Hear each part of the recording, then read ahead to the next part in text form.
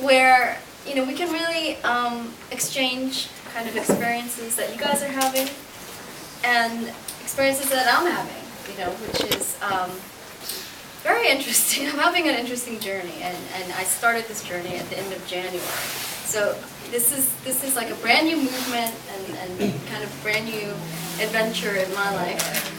And I'm glad that we're kind of on this adventure together, because this is really all an experiment to see what we can do, as citizens to change our government and our culture.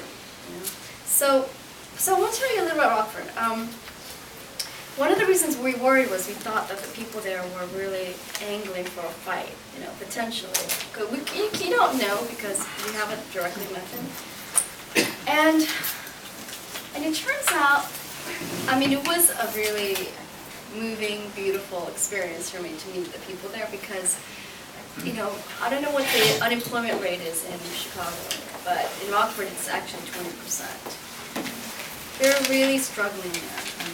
And so these questions that a lot of people have about how do we fix the government, how do we deal with healthcare, these are like really personal issues for people involved, And it's a conservative area, and I think they just feel like they have no voice, people in the coffee party. And so I think they felt really just a sense of urgency and desperation, maybe even despair, that they really wanted a voice, right? And we all do. But I think when you've been unemployed, when you really don't have health care and so on, I don't know how many of you are in that situation, it's like it takes on a different tone altogether, right? And so, one of the things that happened is, the coffee party somehow is just like a magnet for people who really want to make a positive difference. And I don't know if it's with the call for civility. I'm a little mystified myself, but it's really attracting, I think, a certain type of people. And it's not necessarily that they're all politically aligned, but it's more like they're kind of morally aligned, if that makes sense, where they are really driven by sort of deeper moral values rather than policy positions, And that's how I feel about the people I'm meeting in the coffee party. We have a moral sense that sometimes it's disconnected from political realities, And I think that the negativity and the rhetoric that we see from the Tea Party and other political, actors really doesn't, feel right at the kind of deeper moral, even spiritual level. That this is wrong, and so. So I want to kind of elaborate on that, because it's about feeling like there's something really unjust happening. There's misinformation happening. There's name calling happening. There's just so many things wrong at different levels. But instead of thinking about what's wrong, I want to sort of talk about what we can do, right? What can we do? We have now a growing community. This is completely grassroots, despite what the right-wing bloggers are saying. We're totally independent from any political party or organization, and literally, we have no formal relationship with any political party, political figure, organization right now. Completely grassroots. And the fact that we have been able to gather, coming now like almost 250,000 people who identify themselves in some way with the coffee party, both on Facebook and on the website. That's a lot of people, 250,000 people. That could grow into much bigger numbers, right? And so, at some level, this is about people trying to gain power.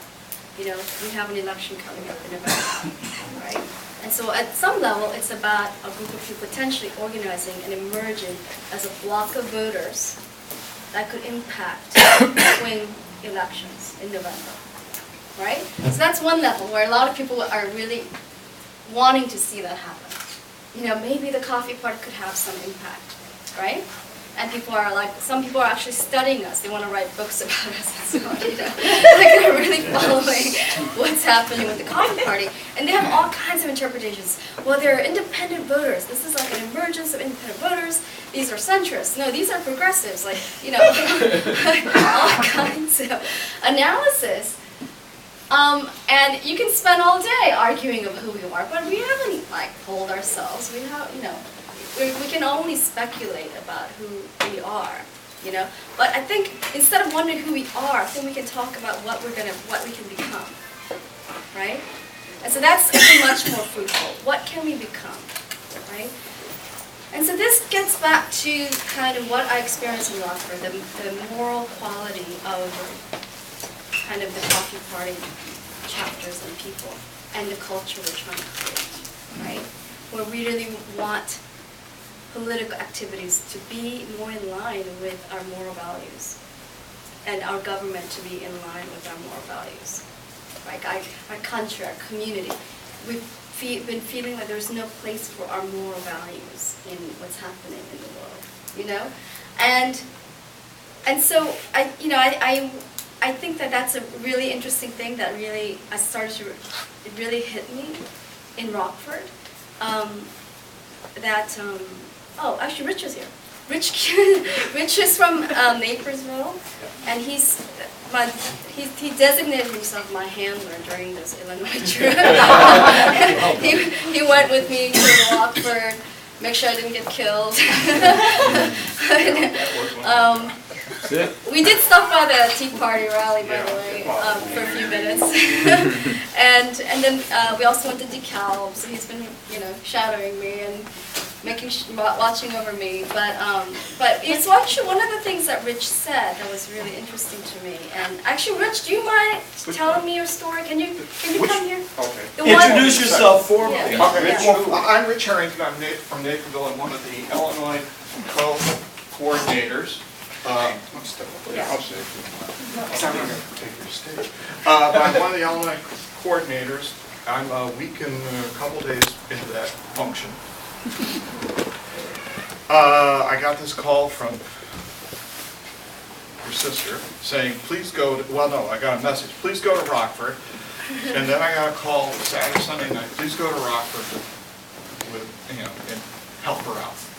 I'll go. Well, actually, I wanted you to tell them about your story about how this has affected your life. Yes, okay. Yes.